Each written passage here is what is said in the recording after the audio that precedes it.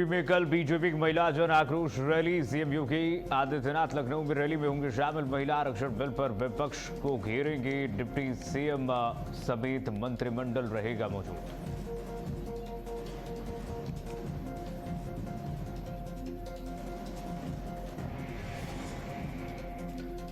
केजरीवाल की रिक्यूजल अर्जी पर दिल्ली हाईकोर्ट का फैसला। जस्टिस सूर्यकांता ने केजरीवाल की रिक्यूजल अर्जी की खारिज कहा, अगर मैं रिक्यूज नहीं करूंगी तो क्या हो सकता है।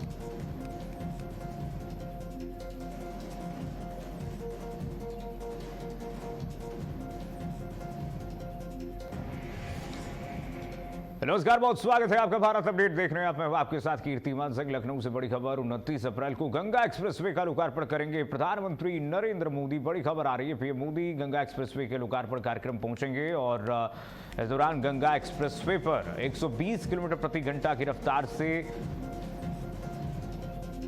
मेरठ से प्रयागराज तक सीधा संपर्क स्थापित होगा। उत्तर प्रदेश को हाई स्पीड कनेक्टिविटी मिलेगी। मेरठ से प्रयागराज तक सीधा संपर्क स्थापित किया जा सकेगा। उत्तर प्रदेश को इससे हाई स्पीड कनेक्टिविटी इंफ्रास्ट्रक्चर में उत्तर प्रदेश के मील का पत्थर साबित होगा ये एक्सप्रेसवे। बड़ी खबर।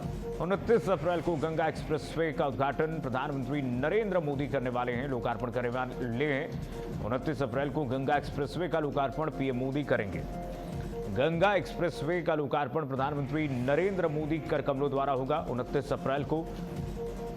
बड़ी खबर आ रही है। 29 अप्रैल को गंगा एक्सप्रेसवे के लोकार्पण कार्यक्रम में प्रधानमंत्री नरेंद्र मोदी पहुंचने वाले हैं।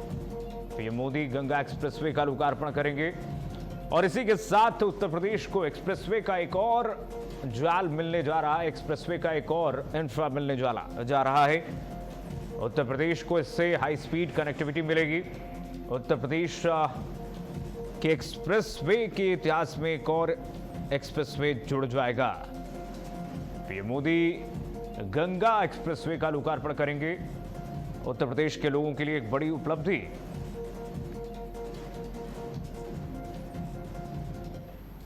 आइए बढ़ेंगे आगे। एक और बड़ी खबर। कल गृह मंत्री अमित शाह पश्चिम बंगाल के दौरे पर रहेंगे। कुर्सियांग, दार्जिलिंग, पश्चिम बर्धमान में रैली करेंगे। पश्चिम मेदिनीपुर, पूर्व मेदिनीपुर में भी रैली करेंगे।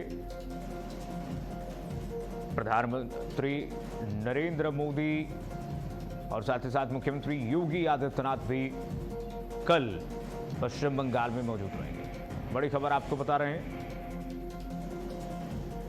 कल गृह मंत्री अमित शाह भी पश्चिम बंगाल के दौरे पर।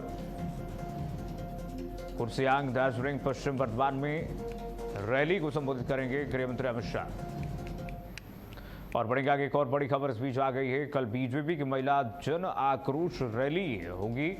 सीएम योगी आदित्यनाथ लखनऊ में रैली में शामिल होंगी। जो खबर मिल रही है, महिला आरक्षण बिल पर विपक्ष को घेरेंगे। प्रदेश अध्यक्ष पंकज चौधरी भी मौजूद रहेंगे। डिप्टी सीएम समेत मंत्रिमंडल भी मौजूद रहेगा।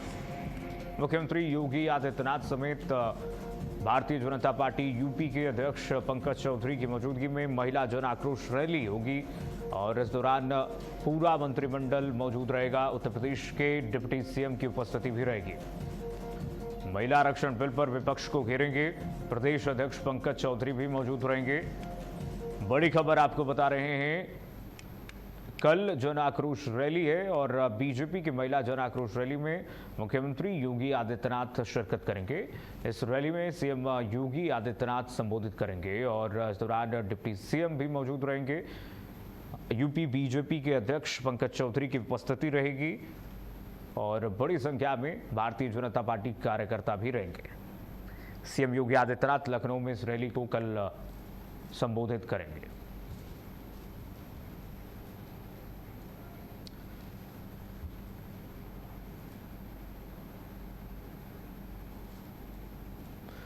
और अब खबर रायपुर से। रायपुर के सर्किट हाउस में खाद्य और पेट्रोलियम विभाग के वरिष्ठ सचिव मौजूद रहे। रायपुर के सर्किट हाउस में खाद्य और पेट्रोलियम विभाग के वरिष्ठ सचिव की मौजूदगी रही और इस दौरान बताते हैं रायपुर के सर्किट हाउस में अधिकारियों और ऑयल कंपनियों के प्रतिनिधियों ने मीडिया से कहा कि प्रदेश में ईंधन और खाद्य का पर्याप्त स्टॉक उपलब्ध है और किसी तरह की कमी नहीं है।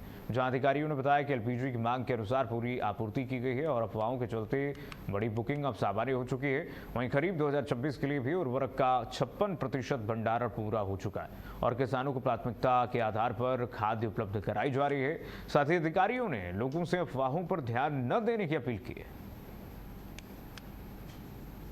तो खरीफ 2026 के लिए 56% उर्वरक के बारे में जानकारी दी गई है। छत्तीसगढ़ में ईंधन और खाद्य की पर्याप्त आपूर्ति की जानकारी दी गई है। सरकार ने ईंधन की कमी की अफवाहों को खारिज किया है। अफवाहों पर ध्यान न देने की अपील की गई है।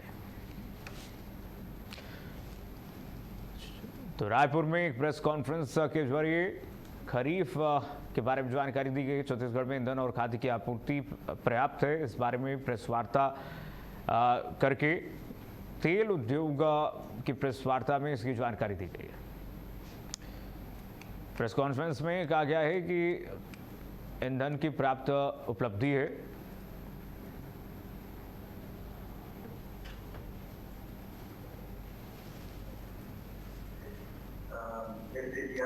प्रारंभ हुआ है तो खासतौर से छत्तीसगढ़ स्टेट में सभी ऑयल कंपनी से मिलकर पेट्रोल, डीजल या एलपीजी की उपलब्धता बड़ी सरलता से बनाई रखी है और जो भी डिमांड आई है उसको हम लोग पूरी तरीके से मीट कर रहे हैं। इस संदर्भ में हमारा एक प्रयास था कि डोमेस्टिक जो एलपीजी है यानी घरेलू एलपीजी को प्राथमिकता दी जाए और शासन, केंद्र सरकार और छत्तीसगढ़ के नगरीय प्रशासन मंत्री अरुण साव रायपुर में 2 दिवसीय समीक्षा बैठक ले रहे हैं, जिसमें प्रदेश भर के नगरीय निकायों के कामकाज की समीक्षा की जा रही है। वहीं बैठक में राजस्व वसूली, बिजली बिल, वेतन और भुगतान, जल प्रदाय व्यवस्था, नालंदा परिसर और 15वें वित्त आयोग के फूड के फंड के उपयोग पर विशेष फोकस किया गया। वहीं इस दौरान मंत्री अरुण साव ने कहा कि कांग्रेस ने नारी शक्ति वंदन अधिनियम को रोक करके महिलाओं के अधिकारों का हनन किया है, जिसे माफ नहीं किया जाएगा। वहीं उन्होंने नक्सलवाद के खिलाफ अभियान जारी रखने और पूरी तरह से इसे समाप्त करने की भी बात कही।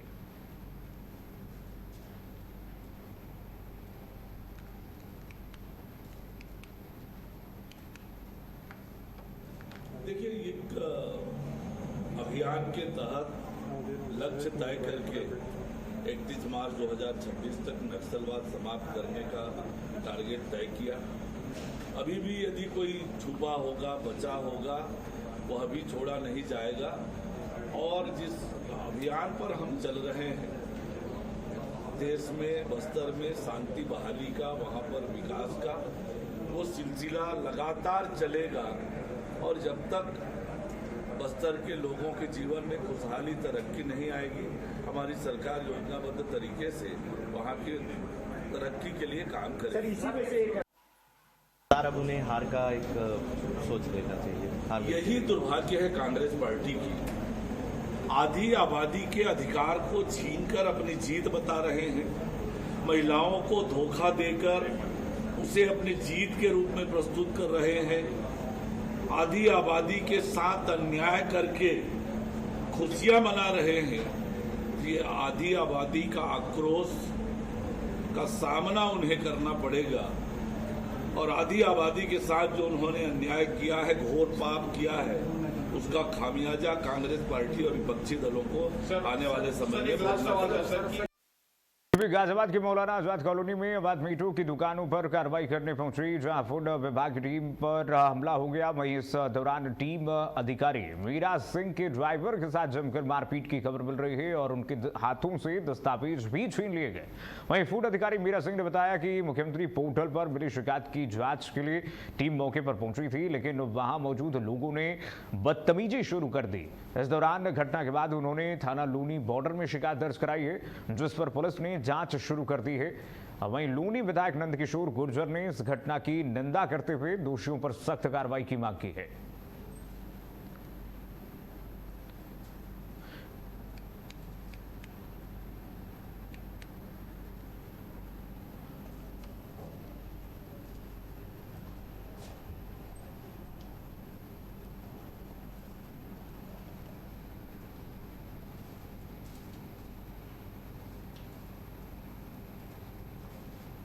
देखिए, फूड इंस्पेक्टर को कोई किसी ने IGRS पे कंप्लेंट की कि बेहटा गांव के पास जो कॉलोनी है उसमें कोई गो तस्कर है, जिला बदर भी है, उसके बावजूद वहाँ मांस की दुकान खोल करके अवैध मांस का कारोबार कर रहा है और गाय काट करके बेचता है।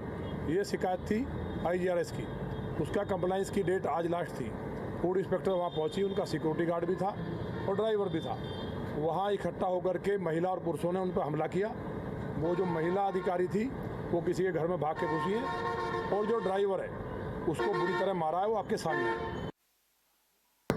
एक IGRS शिकायत प्राप्त थी, मुख्यालय से प्राप्त थी CM सर के पोर्टल पर। उसमें मौलाना आज़ाद कॉलोनी जो है लोनी नहर रोड पर है, उसमें अवैध मीट की दुकानों का चलने का और कुछ गौकसी के मीट की दुकानों का चलने का भी शिकायत प्राप्त हुई थी, जिसका लास्ट डेट आज था। तो उसको मुझे निस्तारित करना था। तो हम लोग एक टीम के साथ पहुँचे, जिसमें हमारे गार्ड भी थे, सिक्योरिटी गार्ड भी थे, और हमने पुलिस को भी इन्फॉर्म किया। और हमारा गाड़ी से उतर के हम जैसे ही दुकानों पर गए, जैसे हम दुकानों पर गए, दुकानों में जो बंद करके जो मीट की दुकानें थी वो बंद करके लोग भागने लगे। हमें एक में चिकन की दुकान थी, उसको रोक करके हमें उन्होंने दुकान को खुलवाया। तो फिर इसको खोलो मत, आप पहले चेक कराओ। तो फिर उनको जब चेक करने के दौरान ही मुझे जिस व्यक्ति के पर्टिकुलर व्यक्ति के राजू कसाई नाम का एक व्यक्ति है, उसकी शिकायत भी थी कि वो जिला बदतर है और वो अभी भी मीट की दुकानों पर मीट की दुकान जानवरों को काट कर अवैध रूप से कटान करके बेच रहा है। गाजियाबाद के लोनी बॉर्डर इलाके में फूड अधिकारी मीरा सिंह के द्वारा अवैध मीट की दुकान पर जब छापेमारी की गई तो वहां मौजूद उनके साथियों ने मीरा सिंह के ड्राइवर के साथ बदसलूकी की। इतना ही नहीं, मीरा सिंह के ड्राइवर के साथ मारपीट भी की गई है। फूड अधिकारी मीरा सिंह के द्वारा लोनी बॉर्डर में लिखित शिकायत दर्ज कराई गई है और इस मामले में लोनी विधायक ने साफ कर दिया है कि लोनी में कई अवैध मीट की दुकानें हैं जिनका संचालन किया जा रहा है। उन पर जब भी कार्रवाई की बात की जाती है तो कई विशेष समुदाय के लोग इसका विरोध करते हैं। अब ऐसे में इस मामले का भी विरोध करते हुए मारपीट की गई है। मीरा सिंह फूड अधिकारी का कहना है कि आगे भी ये कार्रवाई जारी रहेगी। इस कार्रवाई में मीरा सिंह ने बताया कि मुख्यमंत्री पोर्टल पर शिकायत दर्ज कराई गई थी कि अवैध मीट की दुकान गाजियाबाद के लोनी में संचालित है और इसी पर छापेमारी करने फूड अधिकारी मीरा सिंह पहुंची थी और तभी उनके साथियों ने मीरा सिंह के ड्राइवर के साथ मारपीट शुरू कर दी। फिलहाल पुलिस ने मामला दर्ज कर लिया है। जितेंद्र भाटी, भारत अपडेट, गाजियाबाद।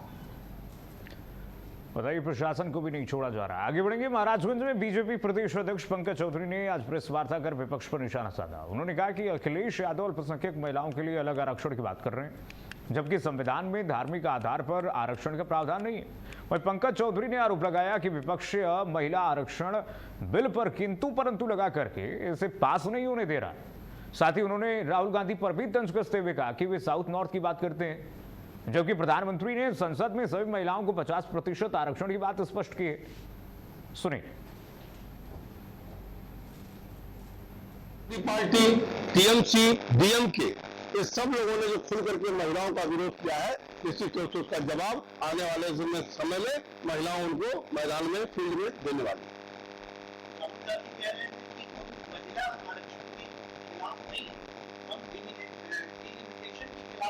और बढ़ेंगे आगे। आज विराट कोहली और अभिनेत्री अनुष्का शर्मा एक बार फिर से आध्यात्मिक यात्रा पर वृंदावन पहुंच गए, जहां दोनों ने श्रीहित राधे केली कुंज आश्रम में संत प्रेमानंद महाराज जी के दर्शन किए और उनके सत्संग में हिस्सा भी लिया। वहीं अक्षय तृतीया के शुभ अवसर पर इस कपल ने महाराज जी से आशीर्वाद लेकर के सुख शांति और समृद्धि की कामना की। सत्संग के दौरान दोनों पूरी श्रद्धा में डूबे हुए नजर आए।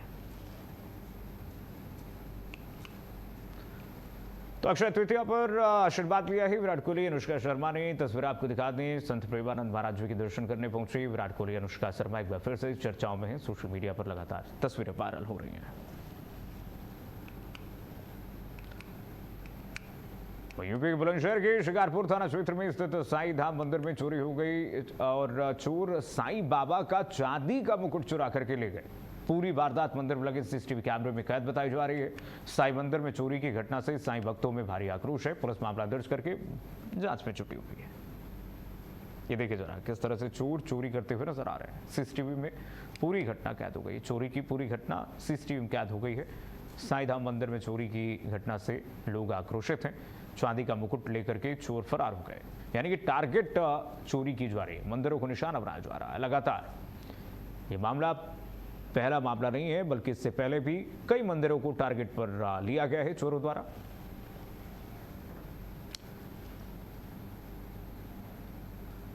यूपी झांसी में बीएसपी के कार्यकर्ताओं ने बाबा साहेब की प्रतिमा पर माल्यार्पण किया। कार्यक्रम में नवनियुक्त जिलाध्यक्ष बीडी फूले मौजूद रहे। जिलाध्यक्ष बीडी फूले का 2027 चुनाव को लेकर के बड़ा ऐलान। उन्होंने कहा कि 2027 के विधानसभा चुनाव में सभी समाज को साथ लेकर के पार्टी को मजबूत किया जाएगा और सरकार बनाने का लक्ष्य है। इस दौरान बीजेपी सरकार पर निशाना साधा और कहा कि जनता बदलाव चाहती है। कार्यक्रम में बड़ी संख्या में पार्टी पदाधिकारी और कार्यकर्ता शामिल रहे।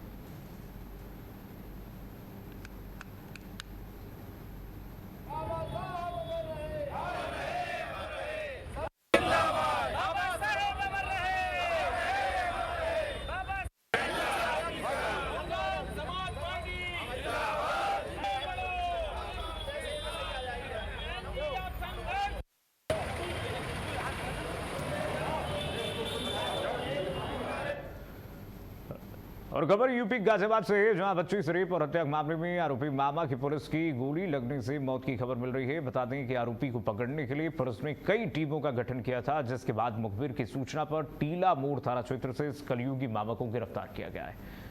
और जहां खुद को गिरता देख आरोपी ने पुलिस पर गोली चलानी शुरू कर दी, जिसके बाद जवाबी कार्रवाई में पुलिस ने भी गोली चलाई। वहीं इस गोलीबारी में पुलिस के 2 सिपाहियों को गोली भी लगी है। इसके अलावा आरोपी मामा इस मुठभेड़ में पुलिस की गोली लगने से मारा गया।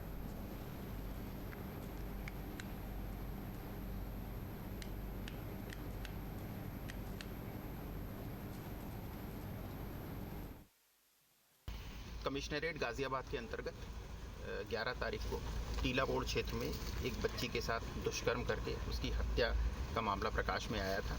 तत्काल पुलिस के द्वारा उसमें सुसंगत धाराओं में मुकदमा पंजीकृत किया गया था और इस केस की छानबीन की गई थी।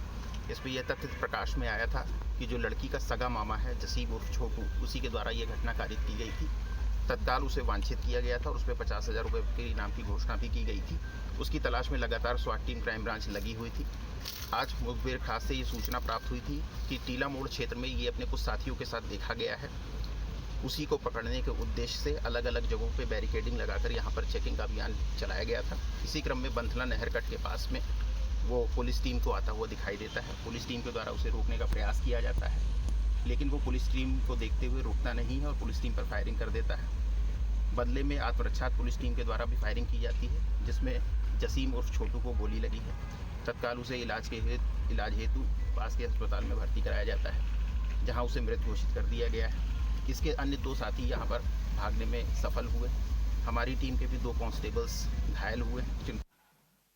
दिल्ली के पास गाजियाबाद के टीला मोड़ थाना पुलिस ने एक ऐसे कलयुगी मामा को मौत के घाट उतारा है, जिस पर यह आरोप था कि उसने अपनी ही सगी भांजी की पहले दुष्कर्म करा और फिर उसकी हत्या कर दी। दरअसल बीते दिनों एक कलयुगी मामा ने अपनी भांजी का दुष्कर्म किया और उसके बाद उसकी हत्या कर दी थी। पुलिस ने तभी से ही इस कलयुगी मामा पर 50,000 रुपए का इनाम घोषित किया था। गाजियाबाद पुलिस क्राइम ब्रांच स्वाट टीम लगातार उस आरोपी को ढूंढ रही थी। आज मुखबिर के द्वारा सटीक जानकारी मिली कि वो कलयुगी मामा टीला मोड़ थाना क्षेत्र में अपने साथियों के साथ किसी बड़ी घटना को अंजाम देने के लिए निकला है। पुलिस ने घेराबंदी की और तभी उसने पुलिस पार्टी पर जानलेवा हमला कर दिया। उसके पास अवैध हथियार था, जिससे उसने कई राउंड गोली चलाई, जिसमें 2 कांस्टेबल्स गंभीर रूप से जख्मी हो गए। पुलिस की गोलीबारी में कलयुगी मामा को भी मौत के घाट उतारा गया है। यानी कि उस बच्ची को अब न्याय मिला है, जिस बच्ची की दुष्कर्म कर हत्या कर दी गई थी। फिलहाल पुलिस के अधिकारियों का कहना है कि इस आरोपी को गिरफ्तार करने में कई जोखिम उठाने पड़े। क्राइम ब्रांच स्वाट टीम और गाजियाबाद पुलिस सर्विलांस टीम लगातार इसको ढूंढ रही थी और ये इतना चालाक था कि पुलिस के हाथ नहीं लग रहा था, लेकिन अब इसको इसके अंजाम यानी मौत के घाट उतारा गया है। मुठभेड़ के दौरान इसको गोली लगी और फिर इसकी मौत हो गई। जितेंद्र भाटी, भारत अपडेट, गाजियाबाद। आगरा के विरोनी गांव में करीब 25 करोड़ रुपए की लागत से सीएम मॉडल कंपोजिट विद्यालय का भूमि पूजन किया गया है। स्कूल में प्री नर्सरी से लेकर के 12वीं तक की पढ़ाई होगी। साथ ही कला, विज्ञान और वाणिज्य की सुविधाएं भी छात्रों को उपलब्ध होंगी। कार्यक्रम में बड़ी संख्या में स्थानीय लोग और जनप्रतिनिधि मौजूद रहे। विद्यालय का निर्माण करीब 1.5 साल में पूरा होने की उम्मीद बताई जा रही है। इससे ग्रामीण क्षेत्र के बच्चों को बेहतर शिक्षा का माहौल भी मिलेगा।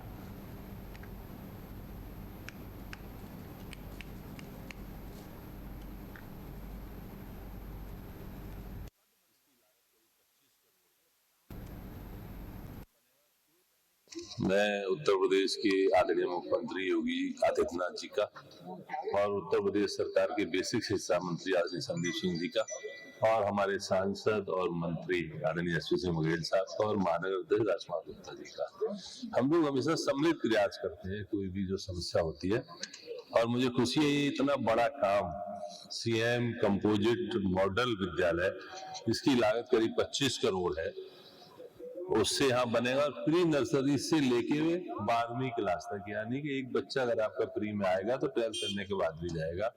और कला, वाणिज्य और साइंस तीनों ही सब्जेक्ट की यहाँ पढ़ाई होगी। तो मुझे उम्मीद है, मुझे विश्वास है, आने वाले दिनों में एतमादपुर विधानसभा में सही मायने में शिक्षा की क्रांति होगी। और जब ये स्कूल बन के तैयार हो जाएगा तो और पास के 7-8 किलोमीटर में जितने भी गाँव हैं, निश्चित तौर पर देश की डबल इंजन सरकार, प्रदेश की डबल इंजन सरकार और प्रदेश के माननीय मुख्यमंत्री जी को मैं बहुत बहुत आभार देना चाहता हूं कि उन्होंने एतमादपुर विधानसभा के हमारे लोकप्रिय विधायक श्रीमान डॉक्टर धर्मपाल जी के निवेदन पर, उनके आग्रह पर आज एतमादपुर विधानसभा के बरूनी पंचायत में कंपोजिट विद्यालय बनाने का आज शिलान्यास हुआ है। मैं उन्हें बहुत बहुत आभार व्यक्त करना चाहता हूं। और निश्चित तौर पर एक बहुत बड़ी उपलब्धि एतमादपुर विधानसभा के लिए है कि हमारे गांव के बच्चे, जो नौनिहाल बच्चे हैं, जिन्हें स्कूल अभाव के कारण शहरों में, बड़े बड़े शहरों में जाना पड़ता था, लेकिन नर्सरी से लेकर और 12th तक की पढ़ाई निःशुल्क एक अच्छे स्कूल में, यानी कि सारी क्लासें जितनी भी होगी वो मॉडल क्लासेस होंगी, उन क्लासों के अंदर वो बच्चे पढ़ेंगे। यहाँ हाई क्लास के बच्चे। यूपी के बांदा में स्मार्ट मीटर प्रयोग के बाद बिजली विभाग अलर्ट मोड पर आ गया है। लगातार कार्रवाई की जा रही है, जहां मुख्य अभियंता मुनीश चोपड़ा ने मीडिया से बातचीत करते हुए कहा कि विभाग उपभोक्ताओं की सहमति से काम कर रहा था और उनकी परेशानियों को दूर करने के लिए स्मार्ट मीटर लगाए जा रहे थे।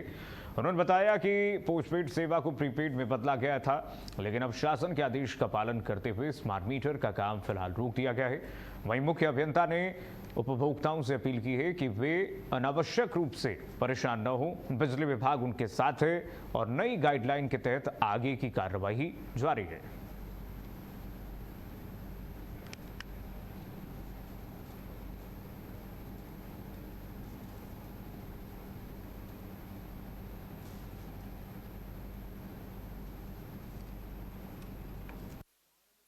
माननीय ऊर्जा मंत्री जी के द्वारा जो निर्देश दिए गए थे, उसका जैसे ही वहाँ से पत्र आ गया तो वो हमारे द्वारा सारे निर्देशों का अनुपालन भी कर दिया जाएगा। बाकी उनको संज्ञान में लिया गया है जो निर्देश माननीय ऊर्जा मंत्री जी के थे, कि कोई भी उनके जो 5 मैसेजेस जो आने हैं, जो बकायेदारों पे कि 30% रह जाएगा अगर किसी का प्रीपेड स्मार्ट मीटर में, उस पर एक SMS जाएगा, उन सब पे काम चल रहा है, वो इम्प्लीमेंट जल्दी हो जाएगा।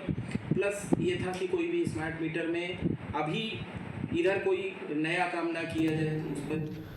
यूपी बांदा में जहां स्मार्ट मीटर को लेकर के विरोध हो रहा है, वहीं दूसरी तरफ एक दूल्हा अपनी बारात लेकर के जिलाधिकारी के कार्यालय पहुंच गया। दूल्हे कुलदीप का आरोप है कि आज उसकी बारात जानी है, लेकिन बिजली विभाग ने उसके घर की लाइट काट दी है। वहीं उसका कहना है कि स्मार्ट मीटर लगने के बाद से बिजली बिल दोगुना आने लगा है, जिसे भर पाना उसके लिए, उसके परिवार के लिए मुश्किल है। घर में शादी का माहौल है और रिश्तेदारों की मौजूदगी के बीच बिजली कटने से वो लोग परेशान है।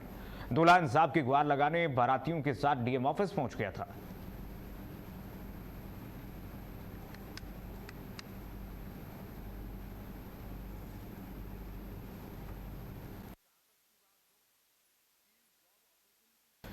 तो तस्वीरें सामने आई हैं उत्तर प्रदेश के बांदा से। एक रोचक तस्वीर जहां पर दूल्हा बारात ले जाने के बजाय अपने बारातियों के साथ डीएम कार्यालय पहुंच गया। दूल्हे की मांग है कि प्रीपेड स्मार्ट मीटर के आतंक को खत्म किया जाए। दूल्हे ने कहा कि शादी के समारोह के अवसर पर जहां सभी गेस्ट आए हुए हैं, उनके घर में सभी मेहमान आए हुए हैं, उनके घर की बिजली काट दी गई है, जिससे कि लोग परेशान हैं। लोगों को समझ नहीं आ रहा है कि ये आतंक कब रुकेगा।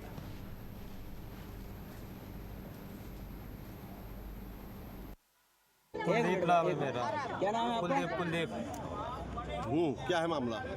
कुछ नहीं, ये वाला स्मार्ट मीटर बंद किया जाए और वही पुराना वाला लागू किया जाए। आज कहाँ आए थे? कहाँ आए थे? DM office.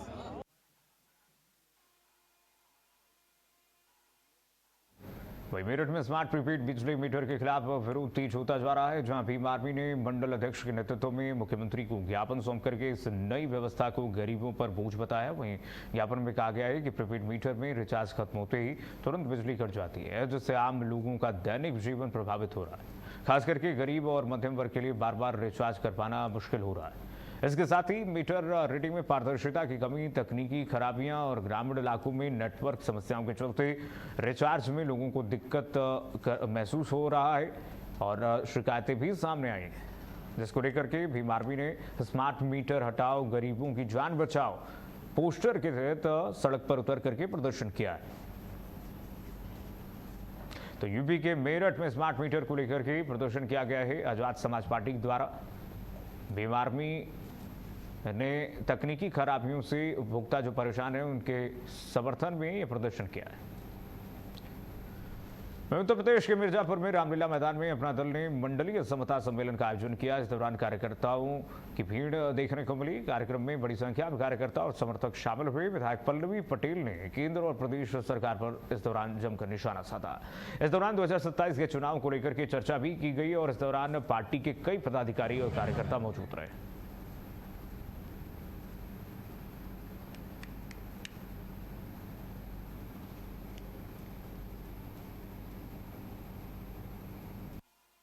देखिए, यूजीसी इक्विटी रेगुलेशन 2026 जो इस देश में संसदीय समिति और सर्वोच्च न्यायालय की सिफारिशों के बाद बना, बहुत ही महत्वपूर्ण और सकारात्मक कदम था, जो इस देश का जो वंचित, पिछड़ा, दलित, आदिवासी, अल्पसंख्यक समाज है, यूनिवर्सिटीज में और उच्च शिक्षा संस्थानों कहीं ना कहीं जातिगत भेदभाव, मानसिक उत्पीड़न का शिकार होते हैं, जिसकी वजह से चाहे इंस्टीट्यूशनल मर्डर्स हो, चाहे फोर्स ड्रॉप आउट्स हो और चाहे फिर किसी प्रकार के प्रावधान हो, चाहे एनएफएस के माध्यम से उनको आगे प्रगति करने से जो रोक लगा दी जाती है, इन तमाम शोषणों के खिलाफ एक नियम था और बहुत ही सकारात्मक होता यदि इसको लागू कराया जाता है। लेकिन कहीं ना कहीं भारतीय जनता पार्टी की जो सोच रही उसको उन्होंने बहुत अच्छी तरीके से उसका क्रियान्वयन करते हुए पहले उसको लागू करवाया। फिलहाल के लिए बस इतना ही। खबरें लगातार जारी, देखते रहिए भारत अपडेट।